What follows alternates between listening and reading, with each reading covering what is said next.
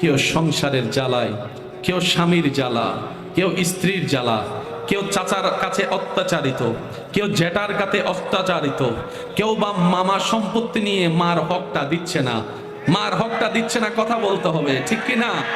কেউ বা দোকানে কাস্টমার ধরার জন্য বাকি দিতে দিতে এমন অবস্থা হয়েছে কুমটা পর্যন্ত এখন আর তুলতে পারছে না, তুলতে পারছে না। কেউ চাকরির জন্য বিভিন্ন জায়গায় টাকা দিয়ে ধোঁকা খেতে খেতে অশান্তিতে আছে, কেউ বা চাকরি পেয়ে ডিউটির কষ্ট সহ্য করতে না পেরে অশান্তির মধ্যে আছে, অশান্তির মধ্যে আছে।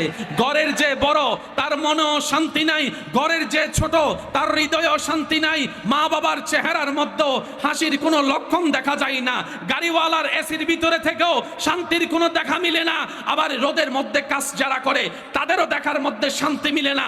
তো শান্তিটা আছে তো আছে কার কাছে? রব্বুল আলামিন ডাক দিয়ে বলে হুয়া